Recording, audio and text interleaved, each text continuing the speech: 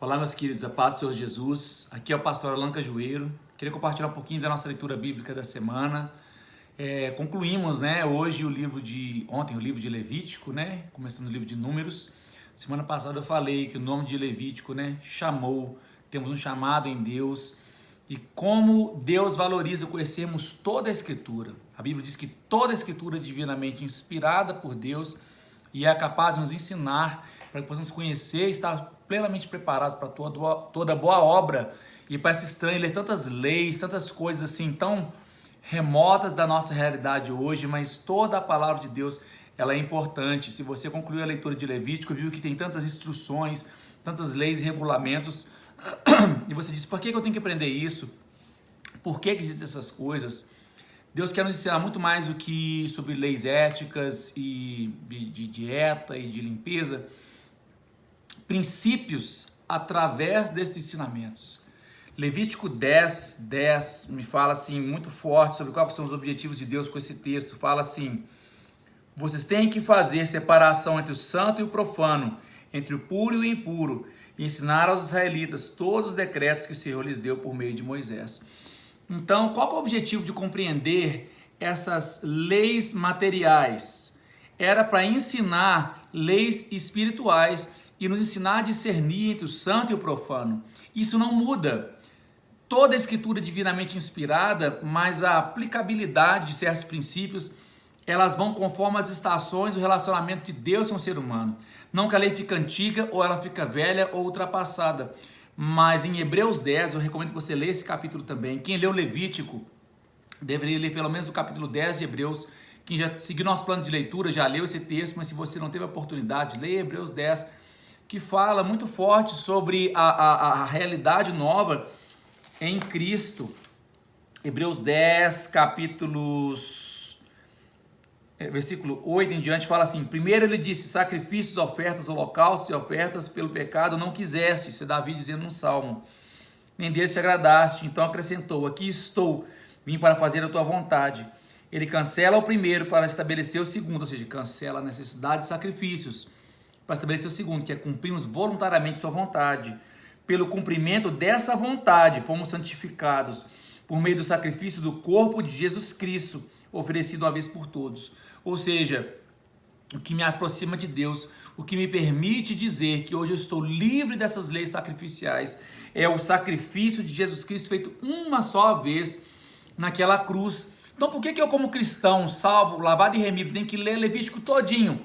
Para entender de onde eu fui salvo, para entender do que eu fui poupado, para entender o que era necessário para aproximar o homem de Deus e quão definitivo é o sacrifício de Jesus por nós.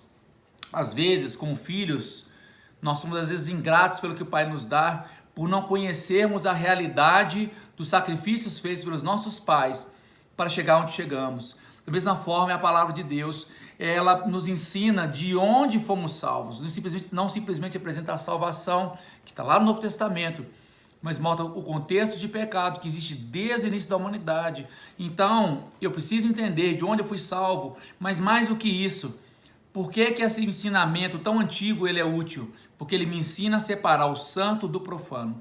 Quão difícil é hoje, como igreja, a pessoa fala assim, eu estou seguindo a Jesus Cristo porque eu me sinto que preciso ser uma pessoa melhor. Não, muito se segue por necessidades emocionais, físicas, mas a verdadeira chave do nosso relacionamento com Deus é nos desenvolvermos em caráter, para ter um caráter cada vez mais próximo com o caráter de Deus, e assim discernirmos entre o santo e o profano.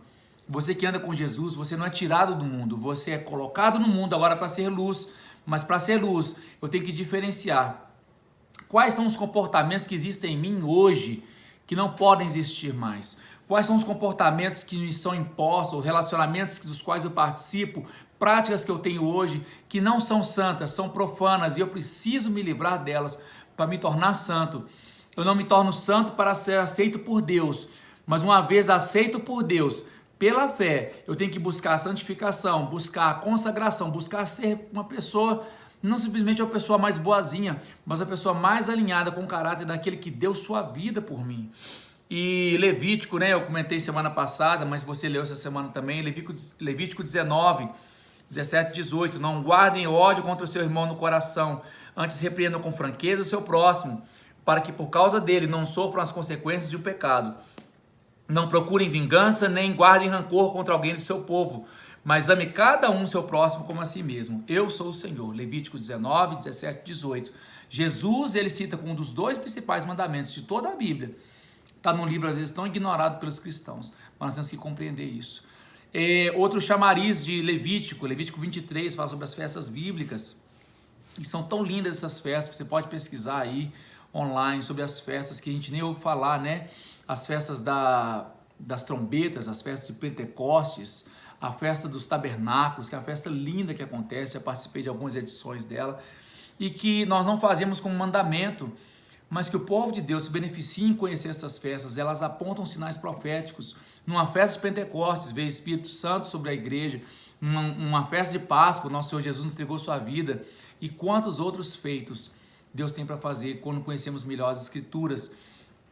E nós estamos entrando no livro de Números, e eu sempre gosto de trazer, né, quando começa um livro, o nome real desse livro, né, a gente chama na tradição cristã de Números, mas o nome de Números é Bamidbar, que significa no deserto, porque Números 1 diz assim: o Senhor falou a Moisés na tenda do encontro, no deserto do Sinai.